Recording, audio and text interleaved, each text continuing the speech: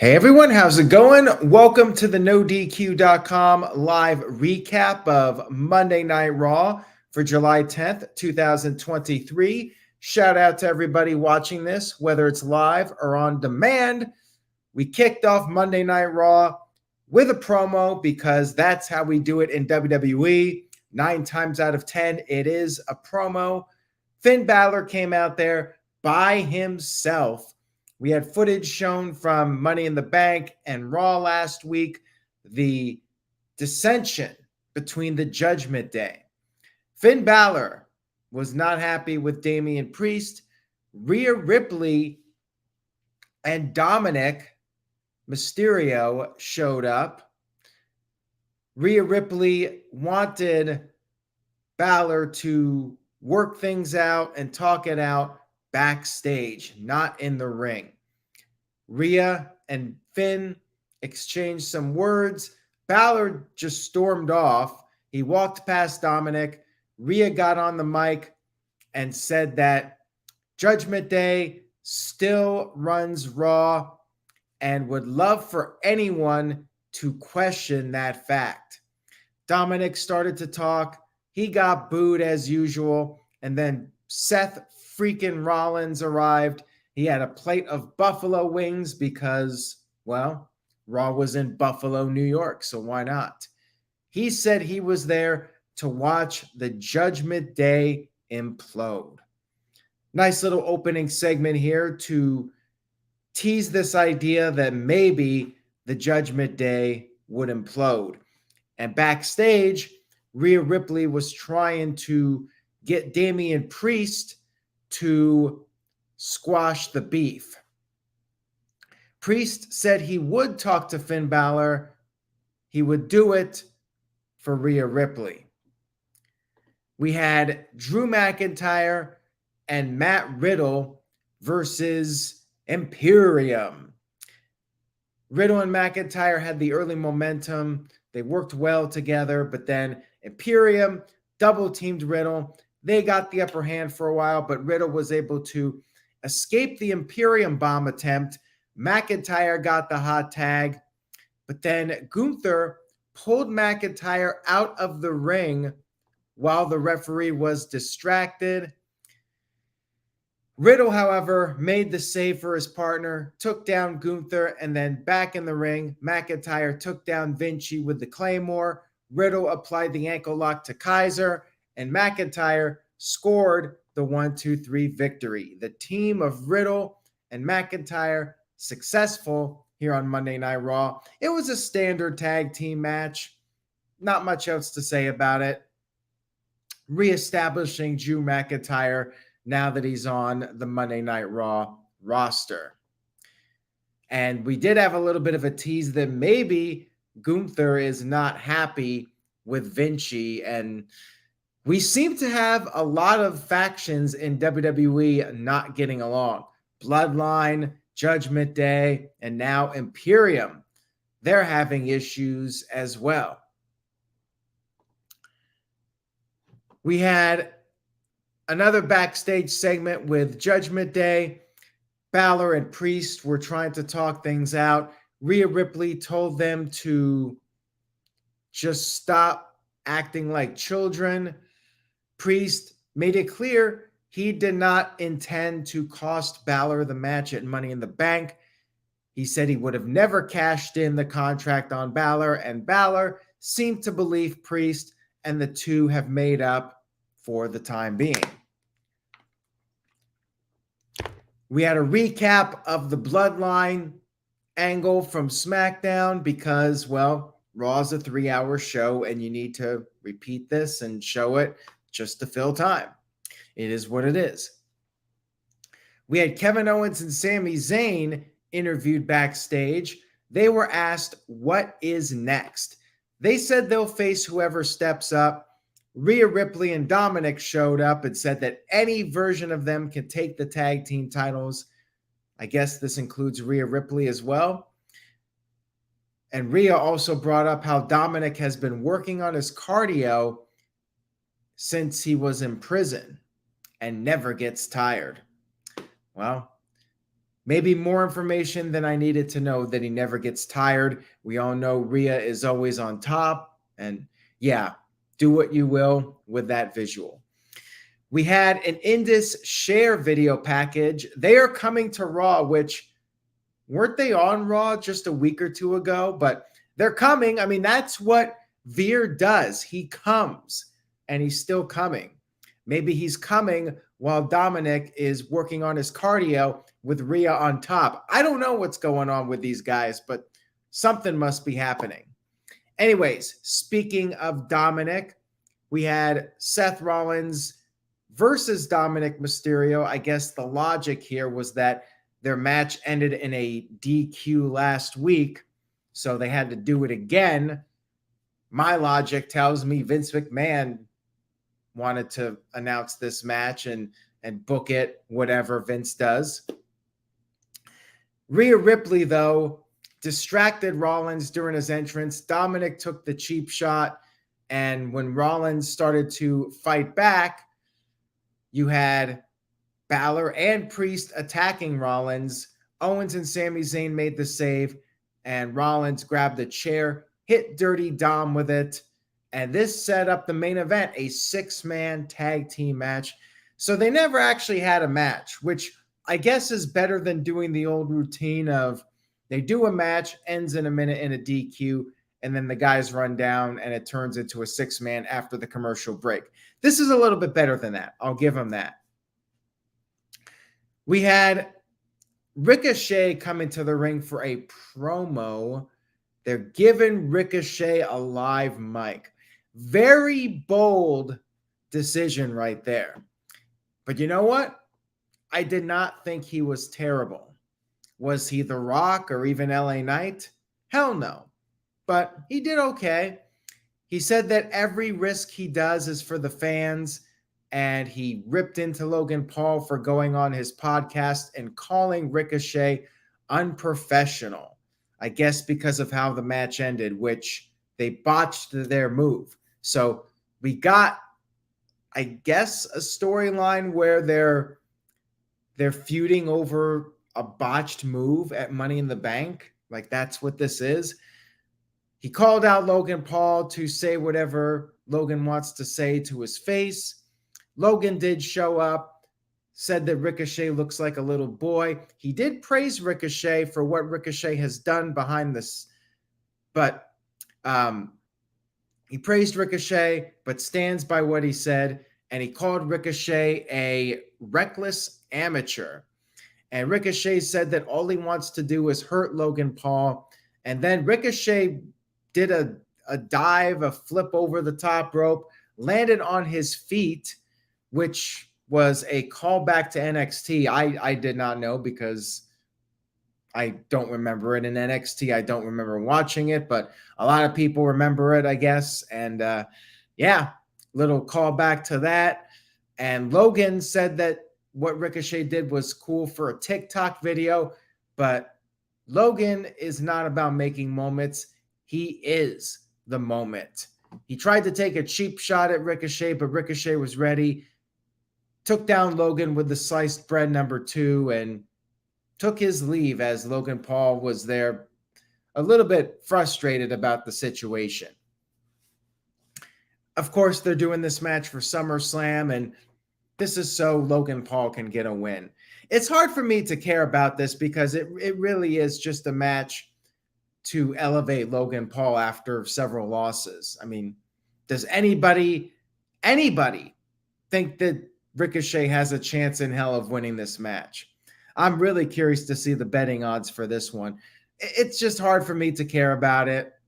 I mean, Logan Paul went from Roman Reigns to Seth Rollins and now Ricochet. Like, the match will be good, but not sure how I feel about it. I guess it has to be done, though, so you can build up Logan Paul again.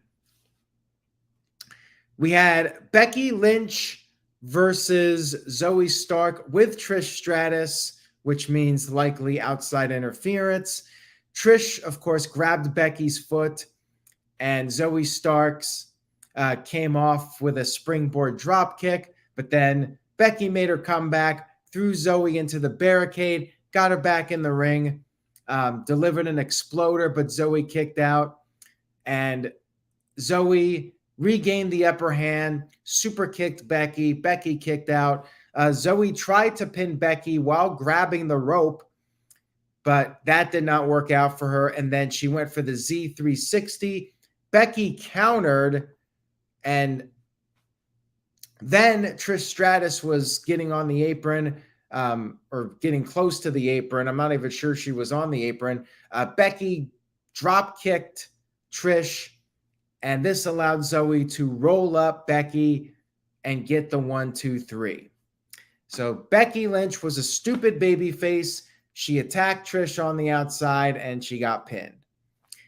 Whatever, man. I mean, I guess good for Zoe. She gets a win, even though it's the fruit roll up. But yeah, match was fine for what it was. Just predictable with Trish out there and the stupid baby face and all that. And no, Caleb, I don't see Lita coming back, because if Lita was coming back, she would be back by now. Like, where is she? Why is she gone? It makes no sense. Backstage, we had Kevin Owens, Sami Zayn, and Seth Rollins with their pep talk. And then we had the Maxine Dupre graduation ceremony. Chad Gable did the introduction. Maxine came out there. The fans chanted, "You deserve it," at her. She said things are just getting started. And then Otis stripped down, because the crowd loves Otis and they love to see him strip down. And Chad Gable told Maxine to take off that gown so she could put on the Alpha jacket. And she put on the jacket, but then the Viking Raiders, of course, crashed the party. And you had Valhalla attack Maxine, cheap shot, hit and run, basically, and that was the segment. We had Shayna Baszler versus Emma, and this was glorified squash match here. Emma did get in a little bit of offense at the start, but it did not last, and she quickly tapped out to the Kira Fuda clutch. Then Ronda Rousey showed up, and a fight broke out. Ronda got the best of Shayna, and Shayna fled the ring. I mean, the match should be good. Not sure if I really care about it all that much at this point, but they're probably going to have a good match when it's all said and done. The less talking, the better, although I did think that Shayna did a good job on the mic last week. And speaking of being on the mic, we had Cody Rhodes come into a promo to address Brock Lesnar. And the gist of it was that Brock Lesnar has been challenged to a rubber match. Lesnar, Cody Rhodes, one more time at SummerSlam, because Cody has this mountain. He needs to go through it.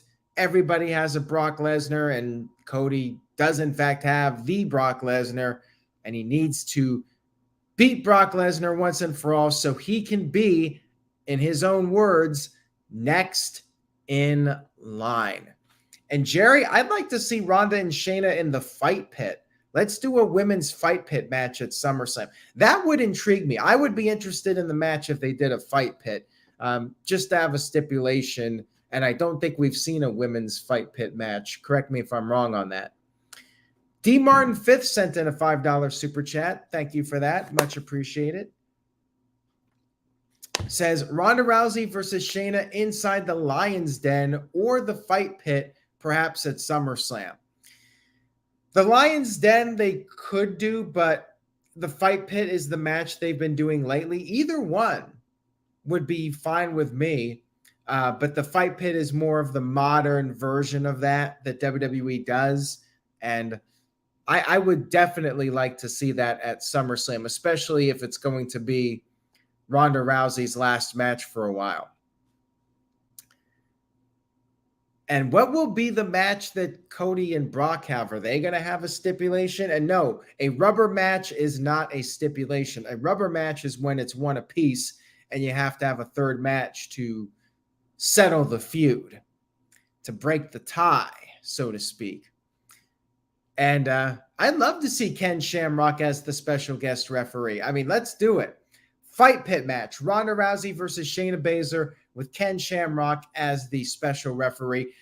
I would be interested. If they did that, they would get me invested in that match.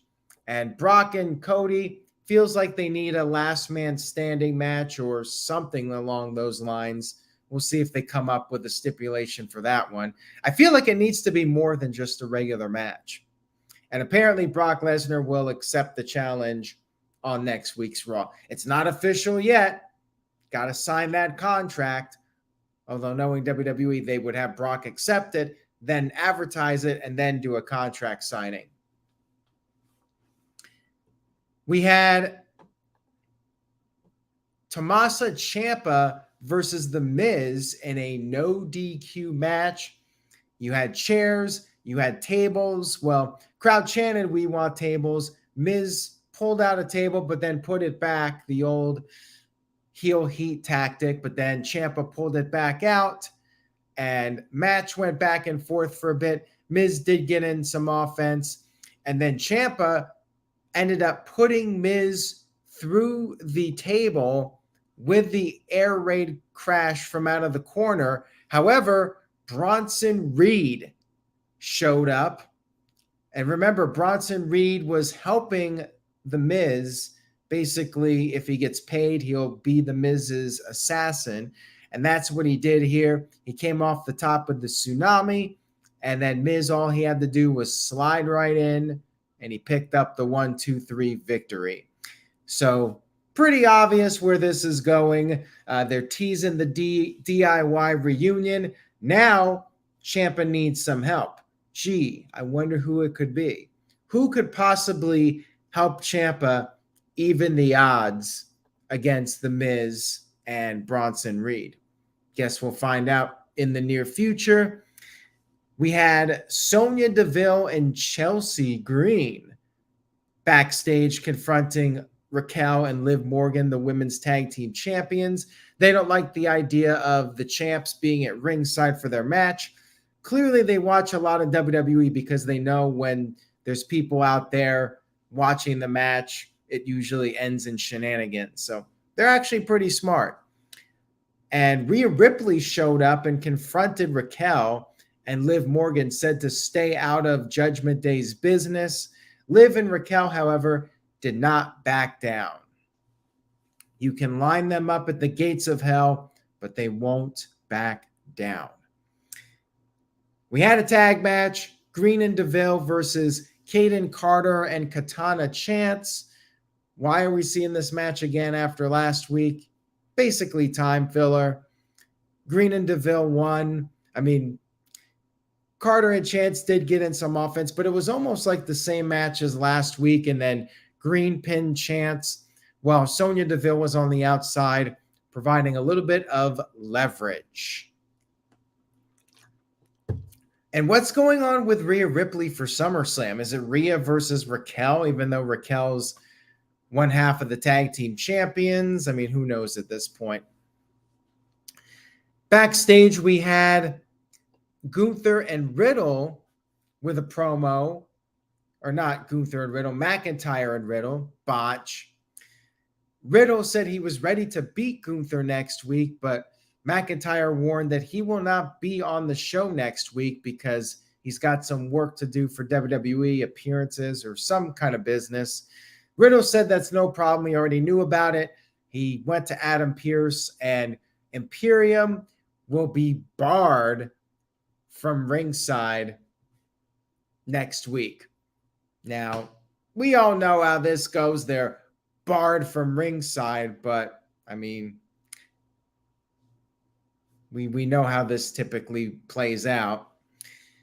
And something tells me there'll be shenanigans.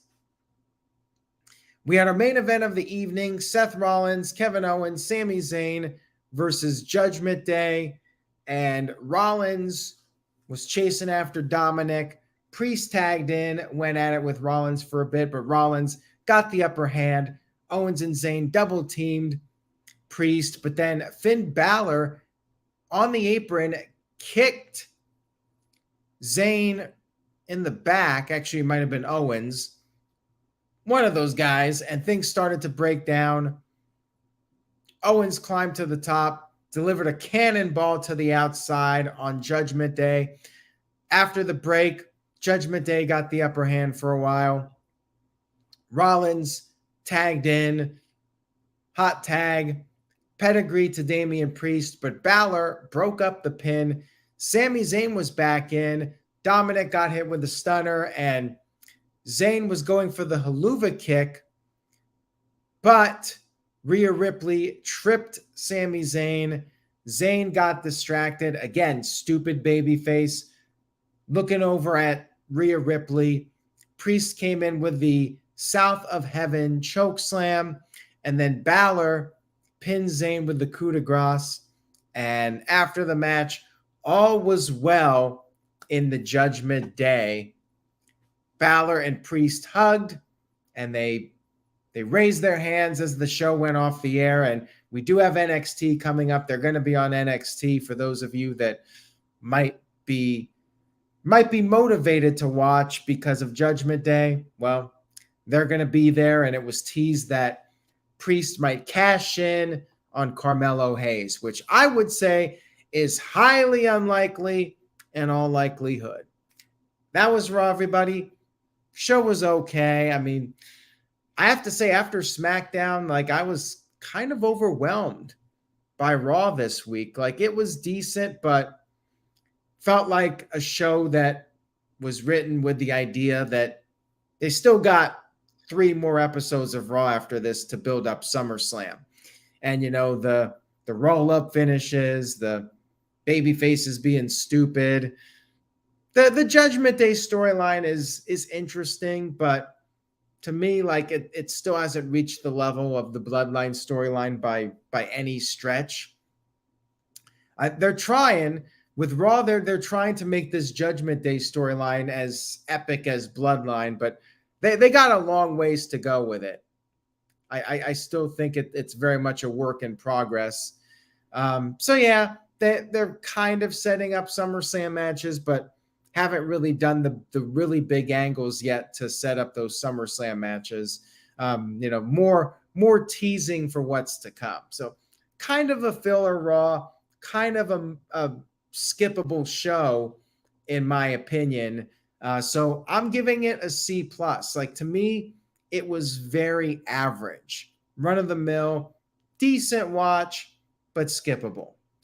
And that's all I got to say about Raw. SmackDown was incredible. And if you missed it, check out my recap. I was there at Madison Square Garden. I uploaded a video to the No DQ YouTube channel. You can check that out. Watch the No DQ review. We had a great discussion. One of my all-time favorite No DQ review episodes. That's up on the channel on demand. Take care, everybody. I hope you enjoyed this recap of Monday Night Raw. And remember, say yes to NoDQ.com, and I will see you all next time.